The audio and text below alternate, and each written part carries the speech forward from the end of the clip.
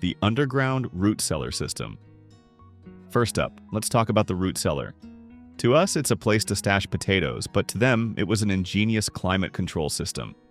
It was a foundation of survival, helping to preserve anywhere from 500 to 800 pounds of food for 6 to 8 months.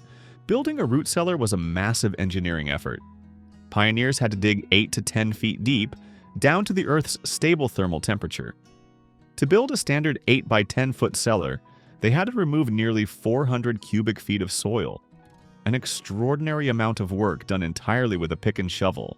The walls were constructed from 18-inch thick fieldstone using a dry stone technique. This method required shaping each rock to interlock tightly without relying entirely on mortar for structural integrity. Any mortar used was typically a local mix of clay, sand, and chopped straw in a 3 to 2 to 1 ratio. The key was climate control. This system maintained a stable temperature of 32 to 40 degrees Fahrenheit, 0 to 4 degrees Celsius, year-round, and an ideal high humidity of 85 to 95% 90%. This was achieved through a 2-pipe ventilation system. They used 2 hollowed 4-inch oak pipes, one placed near the floor to draw cold air in, and the other near the ceiling to vent warm air out. These pipes extended 2 feet above ground and were wrapped in steel mesh to keep out vermin. Inside, food was carefully arranged. Potatoes were stored in slatted-bottom wooden bins for air circulation, while apples were individually wrapped in newspaper. Crucially, there was a double-door system.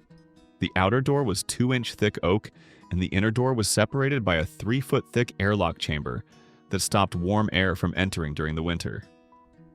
Wooden door latches prevented freezing, and leather hinges maintained flexibility in the cold. The root cellar panic room. The root cellar, ostensibly a place for food storage, was actually often designed as a family bunker. It was used to defend against raids by Native Americans, outlaws, and any other threat. For example, the Henderson family outside Abilene built their 1878 cellar with 3-foot thick rock walls.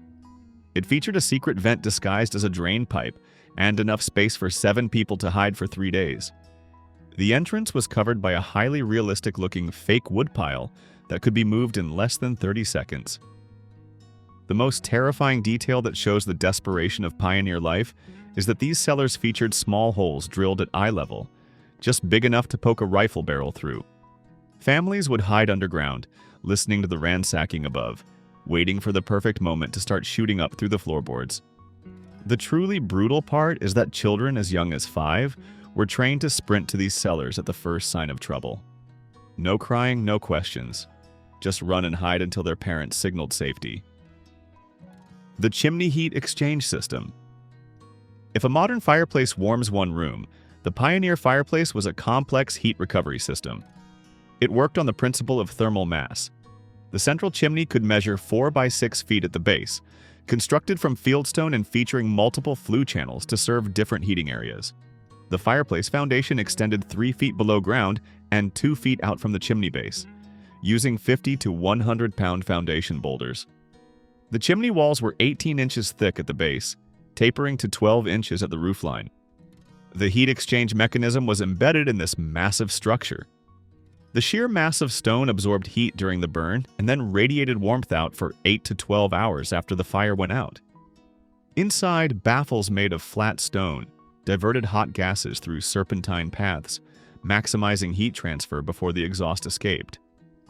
There were also multiple fireplace openings, a main 4-foot wide hearth for maximum heat generation, and smaller 2 feet by 18 inches side openings placed in bedrooms, each with its own flue channel. Flat iron damper systems controlled airflow and heat distribution. For cooking, a bake oven was integrated into the chimney structure, 3 feet deep and 4 feet wide, with a vaulted ceiling to promote even heat circulation. Advanced systems even included iron pipes running through the chimney structure to heat water, connected to cisterns near the kitchen, providing hot water without a separate heating system. The sleeping alcove warming system. Pioneer homes lacked central heating, so bedrooms were specialized thermal zones designed to concentrate body heat. The sleeping alcove created a microclimate, maintaining a comfortable temperature even when main areas dropped below freezing. This 6 by 8 foot sleeping area was built recessed, adjacent to the main chimney flue to maximize radiant heat transfer. The alcove was enclosed on 3 sides with walls 18 inches higher than the bed platform, forming a heat trap that prevented warm air from escaping. The bed platform was raised 12 to 18 inches from the floor, capturing rising warm air. Built with thick oak planks on heavy beams, the space beneath also stored bedding and provided extra insulation from the cold floor. The curtain system was crucial. Heavy wool or canvas curtains were drawn across the opening, creating an enclosed sleeping chamber. Curtains hung by iron rings on wooden rods with overlapping panels to eliminate gaps. Ventilation was managed through small ceiling vents with wooden shutters, operated by a rope and pulley system. This prevented carbon dioxide buildup while maintaining warmth. Sleeping mattresses were often stuffed with straw, corn husks, or feathers, covered by wool blankets and fur robes, providing insulation equivalent to modern anti-freeze sleeping bags. The multi-level storage loft system. The upstairs loft wasn't just storage. It was a multi-level climate control system that utilized the home's natural thermal stratification. The main loft was situated 8 to 10 feet above the ground floor and accessed by a split wood ladder with 12-inch spaced rungs. The loft floor was constructed with 2 by 8-inch oak planks and rated for heavy load capacity 50 to 75 pounds per square foot. Storage areas were organized by temperature requirements. The section directly over the fireplace, the warmest spot, was reserved for drying herbs and preserving seeds that needed protection from freezing. Cooler areas on the outer edges stored preserved meats, leather goods, and tools. Grain storage was done in tightly sealed oak barrels to deter mice. Each barrel, measuring about 3 by 4 by 2 feet, held 8 to 10 bushels of grain, and importantly, they were raised 6 inches on timbers to prevent moisture damage and allow air to circulate underneath. The loft also served as sleeping space for children or laborers, with pads placed in the warmest areas near the chimney. These pads, made of canvas or wool stuffed with straw or corn husks, provided floor insulation and were easy to move for cleaning.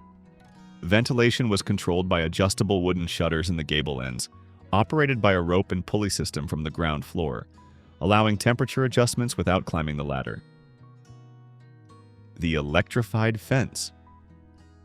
Long before wires carried real electricity, frontier families came up with their own electric fence. Of course, it wasn't powered by lightning in a line, but the effect was just as shocking. Settlers built mechanical systems along the edge of their property that could jolt an intruder with sudden force. They relied on a mix of springs, counterweights, and hidden levers. Touch the wrong post or try to climb over, and the mechanism snapped to life. A heavy arm might whip forward, or a weighted beam could slam down, leaving bruises, or worse. The idea wasn't always to kill, it was to make anyone who dared think twice about coming back. Think about the desperation behind this. Families were so worried about trespassers, wild animals, or outright thieves that they turned the very boundary of their land into a trap. These fences weren't just property lines, they were warnings. Cross here and you'll regret it. Thank you for watching. To continue with more content, comment yes to let us know you're still following. The rifle rest windowsill. If you look at any authentic pioneer home photograph, you'll notice something strange. The windowsills are unusually wide and carved with specific grooves. This wasn't decoration. They were rifle rests designed to turn every window into a sniper position. The grooves were carved to perfectly fit the barrels of specific rifles, often a Winchester 1873 or a Springfield trapdoor. A person could brace their weapon, sight down the barrel, and get a stable shot at anything approaching the house from 200 yards away.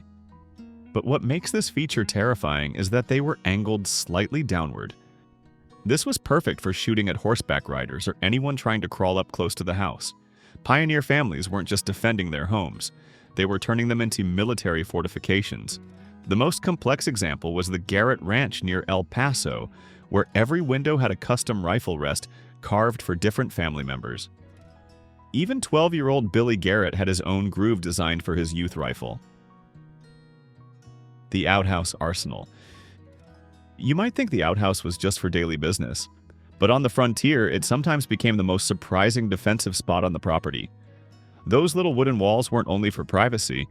Some families cut small openings that looked like vents but worked as lookout points. If trouble came, a settler could slip out, circle around, and suddenly the outhouse gave them the perfect angle to defend their land. One rancher near Dodge City even joked that if he had to face danger out there, he wasn't going down alone. It made a strange kind of sense. The outhouse usually sat far from the main house, giving a wide, clear view of anyone creeping up. And honestly, most bandits wouldn't bother searching the smelliest spot on the farm. In the end, this simple building became an unlikely shield. Gross, yes, but on the frontier, every structure had to serve more than one purpose. The window-weight weapons. Old frontier houses often used counterweights to open and close sash windows. But families didn't always see them as simple hardware. In their eyes, those heavy chunks of iron could become the perfect backup weapon. Some settlers reshaped them into clubs, while others attached chains so they could swing like makeshift flails. Stories even spread of families swapping the weights for hidden surprises, turning an ordinary window into a nasty shock for anyone trying to break in. The idea was simple. If intruders forced their way through, that weight could drop fast and hit hard. It was a mix of household necessity and frontier paranoia, proof that even the most ordinary parts of a home could be reimagined for survival. The Indian trading window. On the side of most pioneer homes was an ordinary-looking window, but look closely and you'd spot strange features. Thick iron bars, a small shelf built into the sill, and a wooden slot just big enough to pass items through. This was the trading window. It served a purpose that was commercial, diplomatic, and survival strategic. When Native Americans approached to trade, which happened far more often than Hollywood suggests, families could conduct business without opening the main door or exposing themselves. Flour, coffee, and tobacco were passed out through the slot, and furs, jewelry, and sometimes information were passed back. Martha Stevenson, a settler near San Antonio, conducted thousands of dollars worth of trade through her window between 1881 and 1889. She even learned enough Apache to negotiate prices and receive warnings about hostile groups moving through the area. This shows the complex relationships on the frontier. These windows often became unofficial communication centers. Native Americans would leave messages, draw maps in the dirt, or signal safe routes. It wasn't always conflict. Sometimes it was about cooperative survival. The false floor cache. Under the floorboards of many pioneer homes lay a secret that could mean the difference between safety and disaster. Families built hidden caches into false floors, not just to hide valuables, but to store what they needed to survive. A well-planned cache might hold preserved food, medicine, spare clothes, and a few days' supply of water. Some families went further, tucking away weapons, coins, or even documents in case they had to run. Sarah McKinney, a widow near Fort Worth, was said to have 7 such spots: food beneath the kitchen, ammunition under her bedroom, and silver beneath the parlor. What stands out is how carefully these hiding places were arranged. They could be reached in total darkness. Each family member knew exactly how many steps to take, which board to lift, and how to close it again without leaving a trace. On the frontier, if raiders found one stash, it almost always meant there were more hidden nearby. The trapdoor kitchen. Most frontier kitchens had a detail that would never pass inspection today: a trapdoor built right into the floor.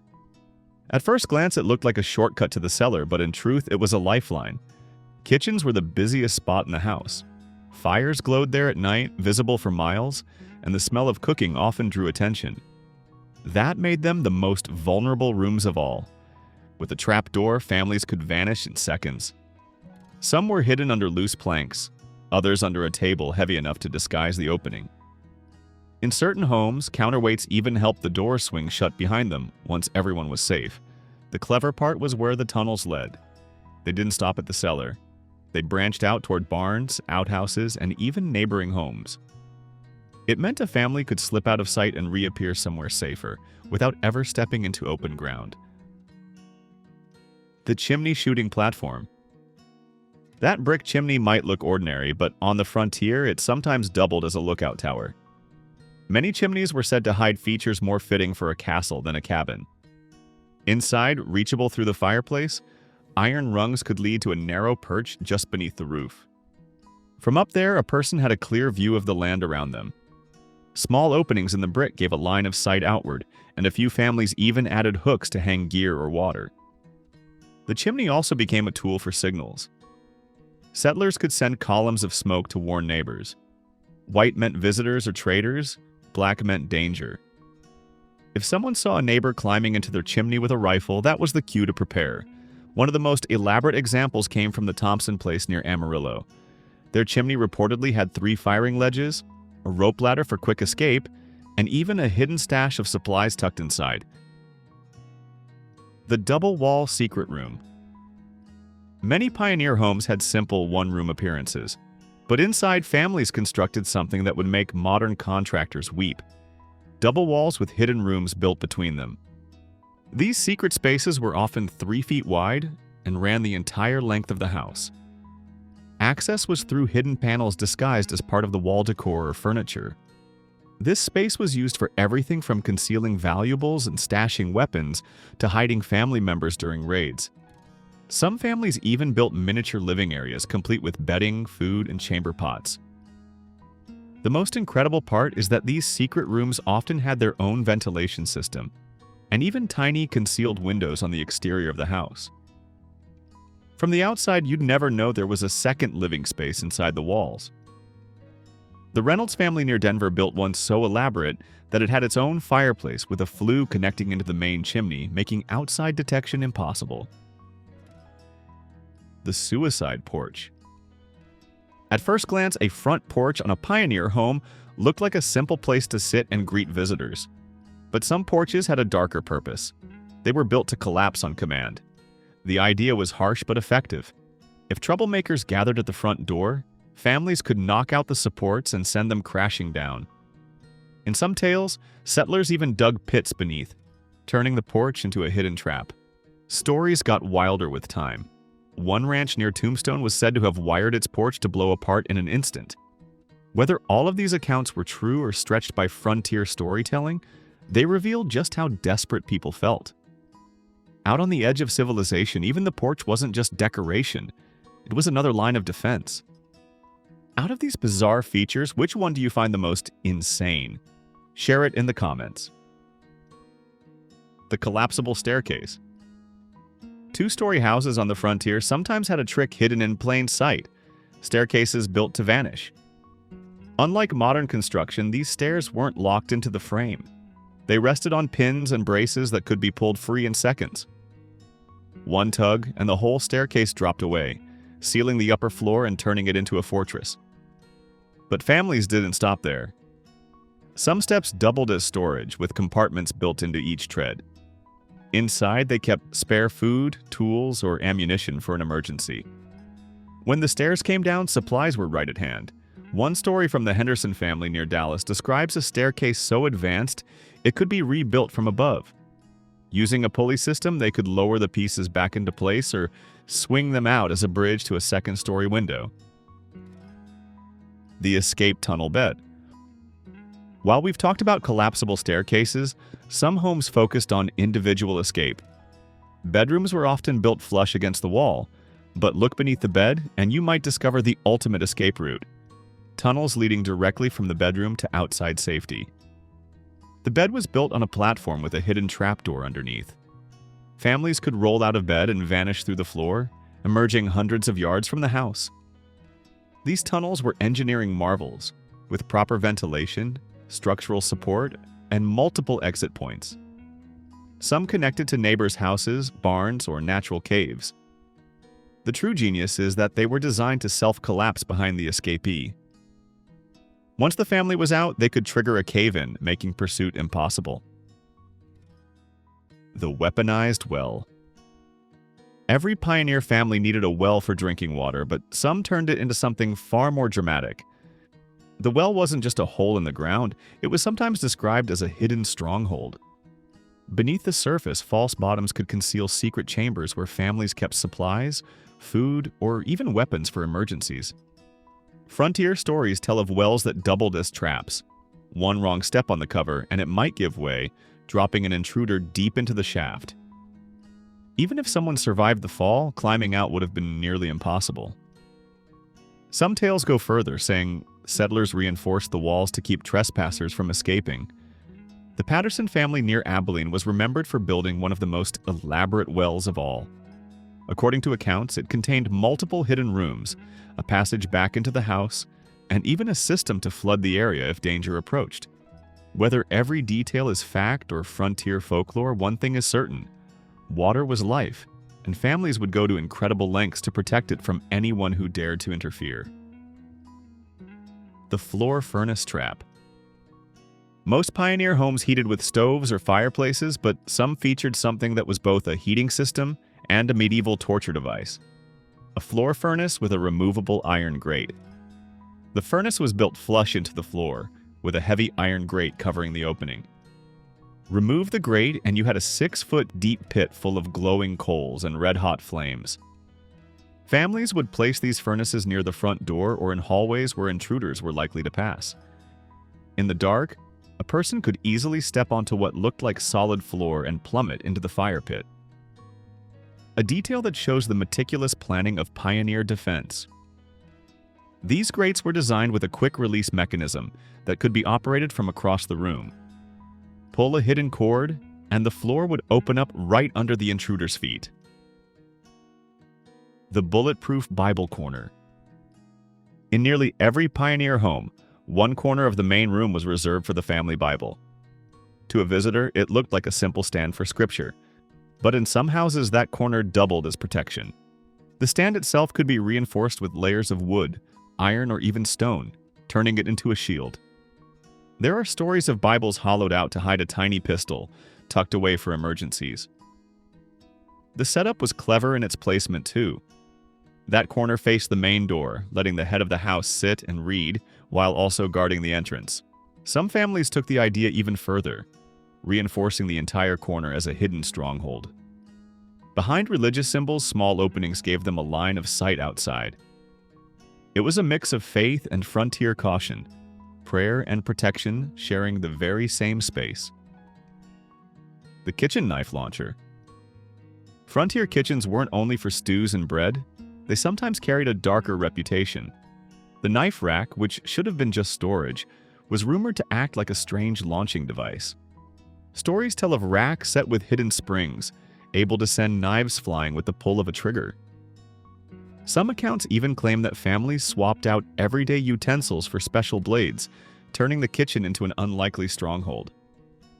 True or not, it shows how even the most ordinary room was imagined as part of survival.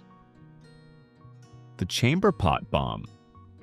Every pioneer home had a chamber pot for nightly needs, but families discovered that these innocent ceramic receptacles could be turned into weapons of destruction. The pot would be filled with a mixture of gunpowder, nails, broken glass, and anything else that could cause damage. A simple fuse would turn it into a hand grenade that could be tossed from a window or dropped through the floor. The perverse genius of this weapon is that outlaws would never suspect a chamber pot. They might pick it up looking for valuables and receive an extremely explosive surprise. The best example is a widow near Tombstone, who had 6 different pots rigged throughout her house. Each had a different trigger mechanism, and she could detonate them all with one pull of a hidden cord. The poisoned doorknob. Some frontier households used chemical tricks in their defenses. Doorknobs and handles were coated with substances meant to incapacitate anyone who touched them. Historic accounts suggest those compounds were drawn from wild plants or homemade mixtures. A thin film on metal could pass to skin on touch. The real risk was accidental exposure. The family had to keep track of treated fittings. So, households marked surfaces clearly and kept strict cleaning routines to prevent accidental self-harm. If you lived in the 1880s Wild West, do you think you'd dare live in a house with these bizarre traps? The Decoy House. The ultimate frontier defense tactic was building an entirely fake house nearby. This was a decoy home designed to attract intruders while the real family hid in the actual reinforced house. These decoy homes were filled with worthless items made to look valuable. This ensured that the robbers would waste time looting the wrong house. giving the real family time to prepare for battle or escape. This tactic of misdirection worked alongside other psychological strategies. An intruder who believed the family was stronger than they really were, or that the property was somewhere else, often turned away without testing the truth. The speaking tube system. While we've seen many hard defenses, coordination was paramount. To achieve this, pioneer families used speaking tubes made from hollowed-out logs. These tubes connected the main rooms to the loft, root cellar, and other defensive positions, allowing defensive coordination without having to expose themselves. The use of speaking tubes allowed family members to quickly relay danger status, intruder locations, and coordinate movements. This was especially critical in the dark or under siege. Families often developed private voice codes to communicate status and coordinate movements, ensuring sensitive information wasn't understood by the enemy if they happened to overhear. Additionally, this communication system was part of the escape routes. Speaking tubes could connect to hidden exits via the root cellar, allowing family members to regroup behind natural cover like rocks or vegetation, where they could stage a final defense. The water collection and filtration system. Pioneer homes included water management systems that used natural materials and gravity distribution, ensuring a reliable supply when other sources froze or became contaminated. The rainwater harvesting system used split log gutters, 6 inches wide and 4 inches deep, placed along the roofline. Gutters were sloped 1 inch every 10 feet toward collection points and lined with pine pitch to prevent leaks. The filtration process involved 3 stages. Stage 1 used wooden barrels to settle sediment for 24 hours. Stage 2 filtered through layers of sand, charcoal, and gravel in slatted bottom wooden boxes. Stage 3 was the most crucial, using hardwood charcoal, often oak or maple, ground into pea-sized fragments and layered 6 inches thick between layers of sand and gravel. This charcoal was produced by burning wood in oxygen-restricted environments, creating activated carbon that absorbed impurities and improved flavor. This entire system could process 10 to 15 gallons of water per day. Water was stored in multiple wooden barrels at different elevations to create natural water pressure flow to the kitchen and laundry areas. For winter protection, cisterns were often placed near the main chimney so radiant heat kept the temperature above freezing, and the hollowed log pipes were insulated with straw and thick cloth. The smokehouse and preservation chamber. To maintain a meat supply for 8 to 12 months without refrigeration, pioneer families built a smokehouse, a sophisticated food preservation facility integrated with the home's heating and ventilation system. The smoke chamber typically measured 6 by 8 by 10 feet, with thick walls of stone or heavy timber, plastered with clay mortar for an airtight environment. Inside, multiple tiers of wooden racks were placed 18 inches apart, holding 300 to 500 pounds of meat during peak preservation. The genius, however, was in the smoke creation. Smoke was generated from a separate external firebox, built of stone and featuring a removable iron grate. Hot smoke was channeled through an underground pipe to cool the smoke down to the optimal temperature of 80 to 90 degrees Fahrenheit, 27 to 32 degrees Celsius, for the cold smoking technique. Wood selection was critical. Hickory provided the strongest preservation and flavor for pork and beef, apple or cherry wood for poultry and fish, while maple offered excellent flavor for smaller cuts. Before smoking, the meat was salt-cured. Meat was covered in coarse salt mixed with brown sugar and spices, 1 pound of salt for every 10 pounds of meat, for 24 to 48 hours. Cold smoking usually lasted 2 to 4 weeks, with the fire maintained for 12 to 16 hours daily. These were 30 strange, dangerous, and ingenious features of Wild West homes, designs so extreme they could only exist on the American frontier. These houses weren't just shelters, they were machines for living. As frontier carpenter Samuel Mackenzie wrote in 1847, "A home is not only a shelter, it is a survival machine that must work when everything else fails." These long-forgotten features prove that the best technology isn't always the newest. Sometimes it's the wisdom tested by time and proven through survival. Life in the Wild West wasn't won by gunfighters in the street. It was won by families who turned their homes into medieval-style fortresses, surviving by being more inventive, more cautious, and sometimes more dangerous than anyone who dared to threaten them. Bellstar, the bandit queen, rides armed on her horse after her 1886 release for horse theft. Dressed elegantly, she carried weapons, blending grace with danger. Steamboat, the legendary rodeo horse too wild to tame, became Wyoming's symbol. Its rearing shape still marks state license plates, embodying the untamed spirit of the West. In 1885, Geronimo fled Arizona's San Carlos Reservation with 38 Apaches, crossing deserts into Mexico while pursued by thousands of soldiers. He surrendered a year later, ending Apache resistance. During that escape, 11-year-old Jimmy McKinney was captured in Arizona. After months with the Apaches, he cried when rescued, wishing to remain with the tribe that had embraced him. A rare photo shows the Wild Bunch gang outside a saloon. Butch Cassidy seated, Harry Longabaugh, the Sundance Kid, standing. Together, they terrorized banks and trains. Even at 60, Annie Oakley amazed audiences by shooting a coin balanced on her dog's head, proving her skill was no mere trick. In Miles City, Montana, 2 prostitutes pose in a richly decorated brothel. With just 1,000 residents, the town was notorious for having more saloons and brothels than churches, a reflection of its lawless spirit. Mabel Hackney Tompkins wowed crowds in Ponca City, leaping her horse skyrocket over a table. At the time, daring women riders were rising stars in traveling shows across the frontier. With her hat and rifle in hand, Pearl Hart carried out a bold stagecoach robbery in Arizona in 1899. Disguised as a man, she became one of the rare women outlaws of the West. Afterward, she was arrested and photographed in Yuma with a prison tag. Pearl gained fame, gave interviews, and was freed a few years later for good behavior. Around the campfire, cowboys listened to the chief tell stories. Nights on the range were filled with talk of storms, missing cattle, and brushes with danger.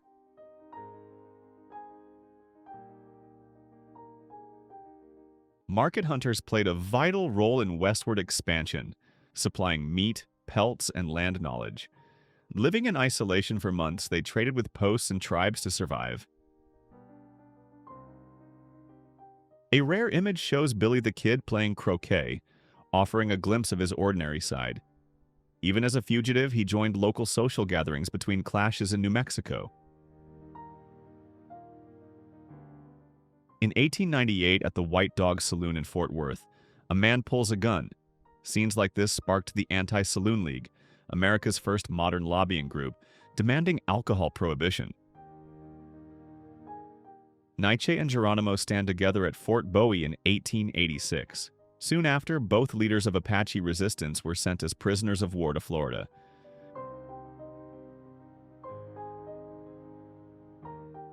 Between whiskey mugs, marked cards, and pistols on laps, saloon games carried constant tension. Bluffing came with the risk of sudden gunfire. Tilly Baldwin wowed rodeo crowds by performing acrobatics on a galloping horse. One misstep meant being crushed by an 800-pound animal. Manhattan, Nevada looks like a Western movie, but it was real. Its main street filled with settlers, barrels, stores, and smoke. Mining made such towns boom in the early 1900s.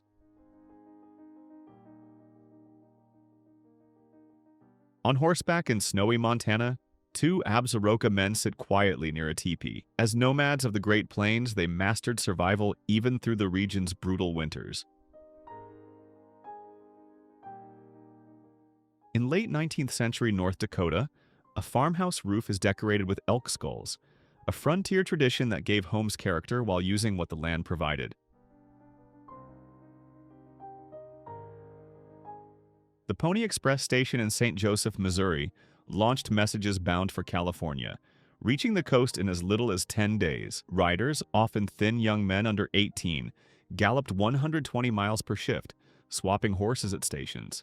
A famous poster sought orphans willing to risk death daily for $25 a week. Saloons like this were social centers, pouring whiskey stronger and cheaper than on the East Coast. Many brewed their own liquor in basements.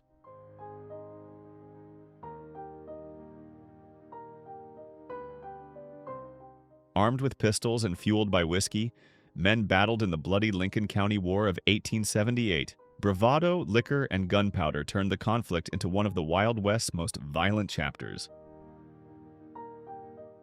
The Buffalo Soldiers of the 10th Cavalry posed proudly at Fort Apache in 1890. Despite prejudice, these black soldiers braved snow, scarcity, and attacks on the toughest frontiers, carrying out missions few others would dare. Butch Cassidy's gang posed for a photo in Fort Worth before robbing trains and banks.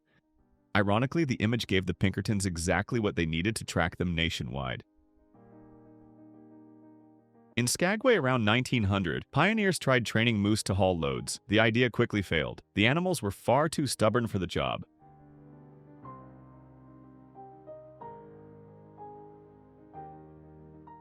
In a saloon around 1915, men shoot pool and play cards, blending gambling with leisure. On the wall hangs a Buffalo Bill poster, tying the scene to frontier legend. Pat Garrett became famous in 1881 for killing Billy the Kid in New Mexico. Once a friend of the outlaw, he became the sheriff who hunted him down, entering history with a single shot. Big Nose Kate, Doc Holliday's companion, was a strong and independent woman who also worked as a nurse and ran a saloon. She was the only one who stayed with Holliday until his final days. A photo shows 4 men playing cards, one possibly Billy the Kid. Though debated, if authentic, it offers a rare glimpse of the outlaw in an unguarded moment. Crazy Horse, the great Lakota leader, led warriors to victory at Little Bighorn in 1876, luring Custer's 7th Regiment into a deadly ambush and destroying it.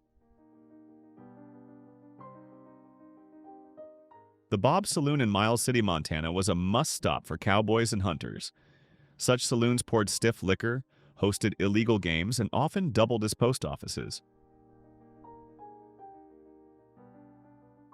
In 1907, Okanogan, Washington, a cow carried 7 children to school each day. In rural areas with little transport, this unusual routine became a daily necessity. Annie Oakley demonstrates her skill on horseback in 1890. Famous for shooting coins out of the air, she became a star of Buffalo Bill's shows and a trailblazer for women.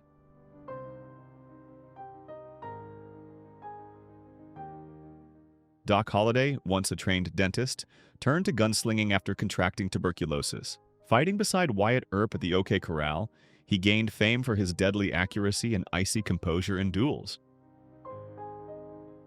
Laura Bullion, called the Outlaw Girl, rode with Butch Cassidy's gang. At just 25, she took part in the Great Northern Train Robbery before being captured in 1901. Inside a Wyoming saloon, cowboys fire at a man's feet to make him dance, while the bartender threatens the room with a German Mauser. Just another rowdy night in the Wild West. A train snakes along the Buckhorn Mountains in South Dakota, carrying settlers west. Railroads built towns and delivered supplies to even the most remote corners.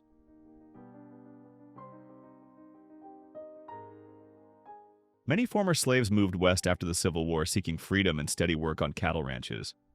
Most cowboys rode horses borrowed from their employers, as few could afford their own. Texas Jack Jr., photographed around 1885, carried on the legacy of the famed Texas Jack.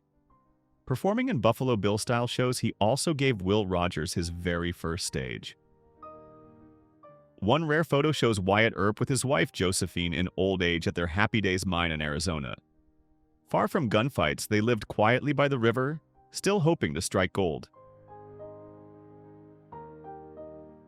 In Randsburg, California, a miner built his home into the ground with stone and clay. During the gold rush, many dug such houses to conserve lumber and escape the desert heat.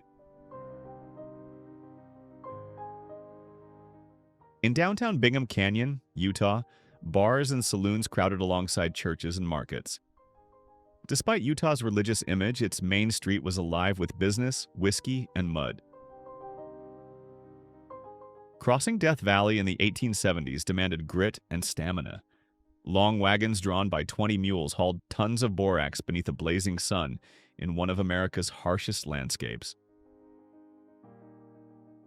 Custer's 1874 expedition crossed the Dakota Territory with wagons and troops, discovering gold in the Black Hills. This sparked broken treaties with the Lakotas and fueled conflict. Washakie, a Shoshone leader, stood out as one of the few who pursued peace with whites while preserving dignity. By signing treaties, he secured land for his people in Wyoming. Comanche, the horse of the 7th Cavalry, was the only survivor of the 1876 Battle of the Little Bighorn, where Lakotas and Cheyennes crushed Custer's troops. Wounded, he was nursed back to health and honored until his death. In 1909, Childress, Texas, bustled with wagons loaded with cotton, the South's white gold. Weekly fairs like this fueled the rural economy and drew traders from far away. During the Pikes Peak Gold Rush, pioneers paused for a meal beside a makeshift cantina. Thousands flocked to Colorado's mountains, driven by dreams of fortune. U.S. cavalry and infantry once gathered to watch the Indian grass dance, a ritual of healing and resistance performed during the most strained years of reservation life.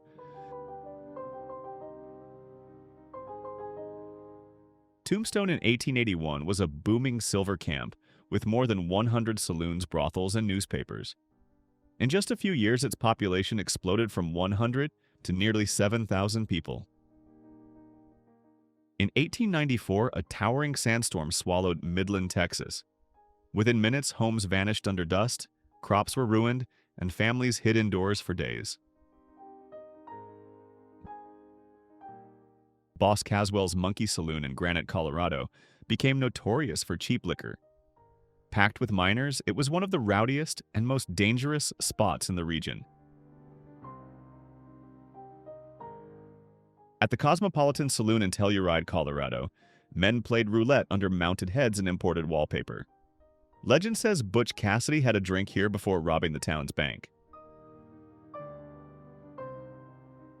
Families in Castlegate lived in the shadow of coal mines, enduring harsh conditions.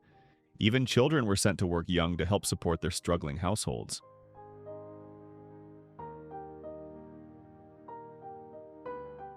On a lonely Arizona ranch in 1888, men passed time with poker games outdoors. In such isolated places, gambling was one of the few escapes after long, grueling days of work. Soldiers of the U.S. 3rd Infantry drilled with rifles near Fort Meade, founded in 1878 to protect settlers and stagecoach routes during Western expansion. Bass Reeves, born to enslaved parents, rose to legendary status as a deputy marshal in Indian Territory. Over his career, he arrested more than 3,000 criminals, earning a reputation for courage, sharp intelligence, and fairness. In this 1907 photo, Reeves appears on the left with fellow lawmen, a reminder of his place among the greatest figures of the Wild West. Calamity Jane is seen relaxed with friends in Gilt Edge, Montana in 1897. Famous for breaking social norms, she was remembered as much for her bold adventures as for her fierce personality. At Hiddenwood Creek, hundreds of tents formed a sprawling military camp during a reconnaissance mission led by General Custer. It was part of the preparation for his campaign against the Lakota. In Wyatt Earp's final photo taken in California late in life, he advised Hollywood on Western films. He died in 1929, the last survivor of the OK Corral gunfight. Deadwood exploded in 1876 after the discovery of gold, drawing miners, gamblers, outlaws, and legends like Calamity Jane. The town was lively, dangerous, and without law. Frank Hamer began as a Texas Ranger but became legendary for leading the 1934 ambush that killed Bonnie and Clyde after tracking them for 3 months across 5 states. He also fought the Ku Klux Klan and stopped lynchings, standing firmly against racial violence in the South. In Idaho, a man poses in front of Jackson's bar with rifle in hand. Bars and guns went together, and the constant risk of a drunken quarrel turning into a deadly shootout was always near. Mary Fields, known as Stagecoach Mary, was the first black woman to work for the U.S. Postal Service. Standing 6 feet tall, cigar in hand, and rifle at her side, she never missed a delivery, even in snowstorms. She earned respect by fending off robbers and wolves, and she was the only woman allowed to drink in Cascade saloons. In Colorado, a merchant struggled to survive selling clothes and shoes in a rough settlement. For many, dreams of gold gave way to lives built on trade, mining, or cattle. In the towering pine forests of eastern Salem, Oregon, a family poses proudly in front of their cabin. Years later, the trees would all be cut down and the land converted into farmland. The Tombstone Baseball Club, made up of miners, merchants, and sheriffs, united rivals in the love of baseball. The sport gave ordinary men a break from the violence and chaos of frontier life. Calamity Jane stands beside the grave of Wild Bill Hickok, with whom she claimed a romance. Before her death, she wished to be buried next to him, a request that was honored.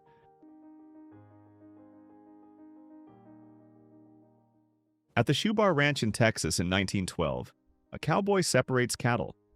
Once the open range was divided by fences, settlers grew wealthy by raising herds to feed the growing cities. In Lexington, Kentucky, a customer waits inside Belle Bressing's elegant brothel, famous for hosting politicians and businessmen. Rooms could cost up to $10 per night, a fortune at the time. Buffalo Bill stands proudly with his troupe at the 101 Ranch in Oklahoma. Famous for shows that blended cowboys, Native Americans, and theatrical stunts, turning Wild West myth into grand spectacle.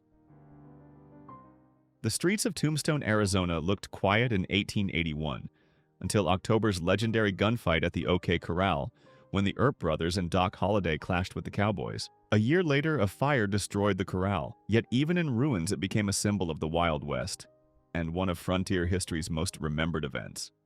In Tascosa, Texas, 1907, cowboys gather at a saloon wearing leather vests, fringed pants, and spurs. Practical gear for long rides and tough ranch work. A cowboy gets an improvised haircut outside a cabin in 1908. With no barber nearby, men relied on sharp knives and brave friends to handle the task in frontier style. At Beering Saloon in Michigan, customers played billiards under an ornate tin ceiling, a rare luxury. Beyond drinks, it also served as a hub for secret winter betting. Through mud, snow, and rough timber, Clancy's Saloon welcomed weary miners during Nome's 1897 gold rush.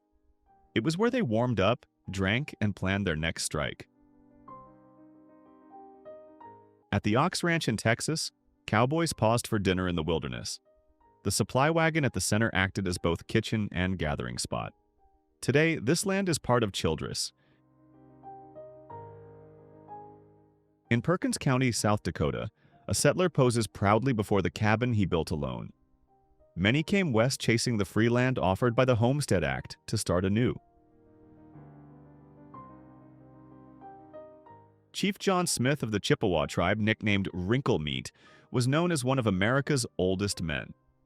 Though legend claimed he reached 138, he died of pneumonia in 1922, likely under 100. The Circle City Saloon in Nome, Alaska, bustled with miners and adventurers of the gold rush. Behind it, a steamship arrived with supplies and passengers, the only way into the remote region.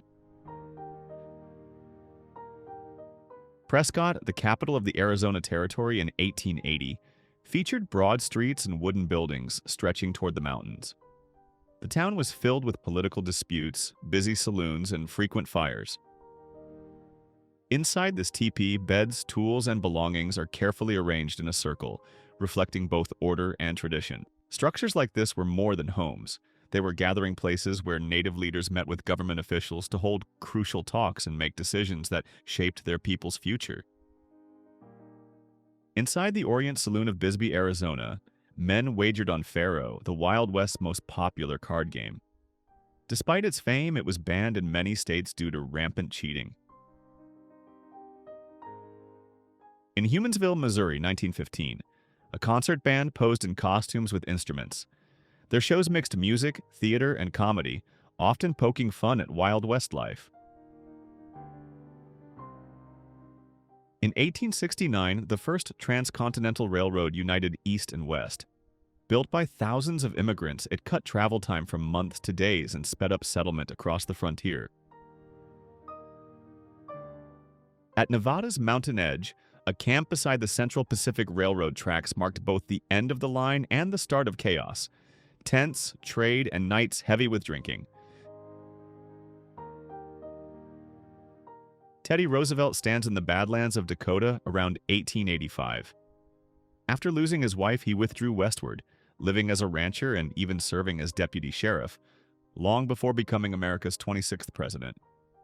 Creede, Colorado became the state's last great silver boomtown in the early 1890s. Its fast growth drew miners, saloons, and notorious criminals like Soapy Smith. At Pine Ridge, South Dakota, Oglala families set up tents outside the government-run Indian school. The photo captures the stark contrast between traditional native life and state-imposed education. John Hoffman's Saloon and Grocery was a frontier classic, selling whiskey and groceries under one roof, saving customers long trips for supplies.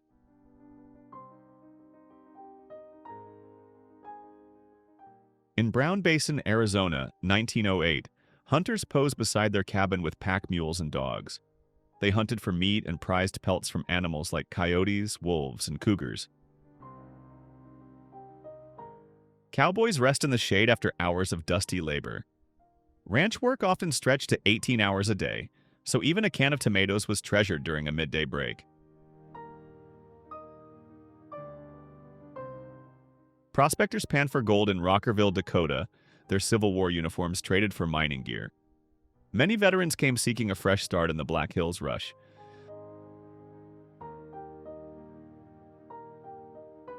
The Lakota village of Brule, shown in 1891 near Pine Ridge, sat along White Clay Creek, a place tied to tensions that would later lead to the Wounded Knee Massacre. Guthrie, armed Texas Rangers patrolled vast frontiers, often clashing with cattle thieves and outlaws in violent border wars. Their presence was both feared and respected. At J.W. Schwartz Barroom, a shot cost just 12.5 cents. In 1885, saloons like this became gathering places for miners, cowboys, and drifters, offering rest, strong drink, and conversation. The 7 chiefs of the Crow Nation posed together in Montana in 1887. At that time, they were fighting to safeguard their land and rights while facing heavy federal pressure for new concessions. In Rawhide, Nevada, saloons, shops, and wagons crowded the main street during the mining boom. Founded in 1906, it grew so fast that over 5,000 residents lived there within a year. A settler family lived in a tent at 3 Block Ranch, New Mexico, around 1908. For landless farmers, nomadic life was common as they searched for fertile soil and opportunity. In 1888, Deadwood residents paraded down Main Street to celebrate the railroad's arrival. The new rail line transformed the mining town, linking it to the nation's trade and prosperity. Native chiefs sit in a peace council after years of conflict with the U.S. Army. These agreements followed harsh military campaigns and the forced relocation of tribes to reservations. At the O Ranch in Arizona, Irwin E. Smith prepares breakfast over the campfire. A cowboy and photographer, he captured with sensitivity the daily life of cowhands just before the Wild West faded away. In Humboldt County, California, hunters and travelers gathered at the Table Bluff Hotel and Saloon. Bear and elk hides from nearby hunts often provided both food and decoration for the saloon. In Missoula, John Dunn sips coffee outside his cabin, laundry drying behind him. A carpenter by trade, he also documented frontier life with his camera, preserving images of hardship and resilience. A family toiled in a mine at Cripple Creek, Colorado in 1893. Soon the town would rise as the state's largest gold producer, drawing thousands chasing fortune in the Rockies. 1 in 4 cowboys in the Wild West was black, as shown in this 1913 photo. Many were freed slaves who found rare equality and steady pay working on ranches. The Southern Paiutes masters of desert survival are seen in an 1874 photo demonstrating traditional skills. They made bows, hair braids, and nets from yucca and juniper fibers. In 1886, accused murderer Blue Duck sits beside Belle Starr during a prison visit. The picture reveals the unusual alliance between two of the Wild West's most infamous names. Corinne, Utah emerged as a rebellious outpost defying Mormon control. As a railroad hub, it earned a notorious reputation, soon nicknamed the most wicked town between Sodom and San Francisco. Eureka, Colorado, flourished with gold and silver mining. By 1900, it boasted hotels, saloons, and a railroad moving ore to Silverton.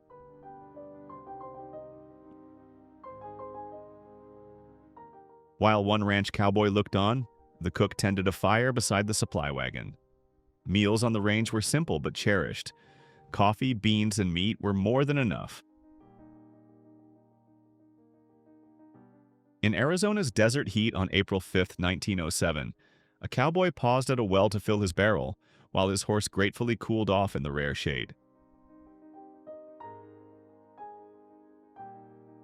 His first blacksmith shop opened during the 1889 land run, when thousands rushed into Oklahoma overnight.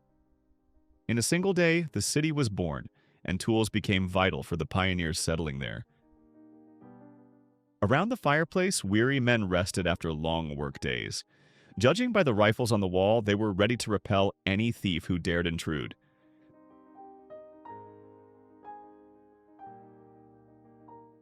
Millie Ringgold, a former slave, sought freedom in Montana.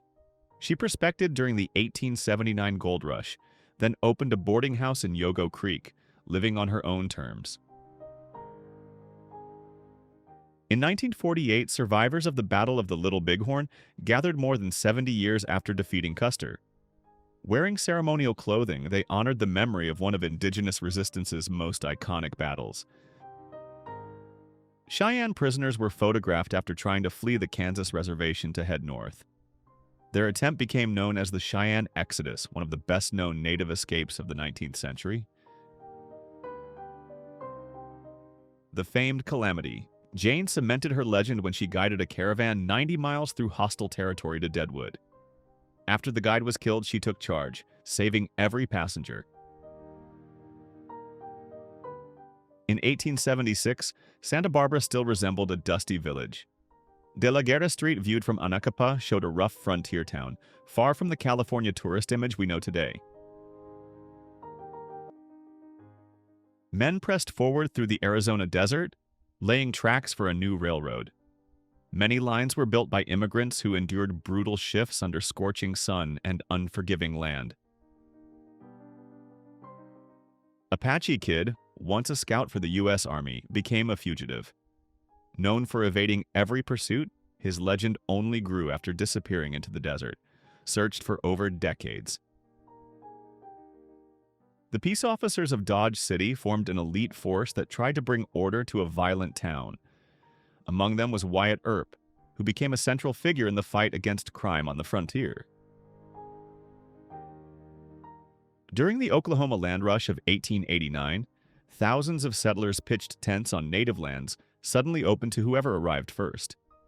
About 50,000 people joined the chaotic race for property. Inside Al Elliott's Combination Saloon in Utah, shelves of bottles stood behind tense patrons. Between quiet sips and sharp stares, each man seemed just as ready to toast as to draw his gun. Mining engineers and their wives staged an impromptu concert outside their tent, playing banjos and violins. Many of these professionals had come from the East, hired by powerful mining companies. In California, 1904, settlers crowded a tent to bid for land at auction. Many bought purely from advertisements, trusting promises of fertile soil and new beginnings, without ever seeing the property.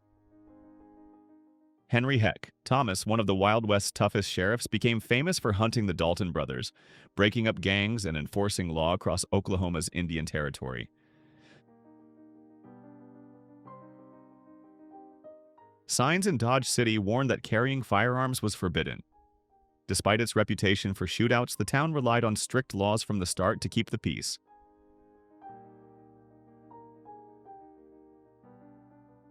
Cowboys in 1908 gathered for drinks after long days of work. Many lived season to season, herding cattle or branding, then drifting through towns and saloons in search of work and whiskey. In Guthrie, Oklahoma, an angry mob gathered around the jail, demanding the release of a prisoner. Though the town had no formal government yet, rebellion and unrest were already well organized. Thanks for watching. If you enjoyed this deep dive into the hidden world of pioneer architecture, please hit that like button to help us uncover more forgotten history. And subscribe and turn on notifications because we reveal shocking truths about America's past every single week. Until next time, stay prepared and stay resilient.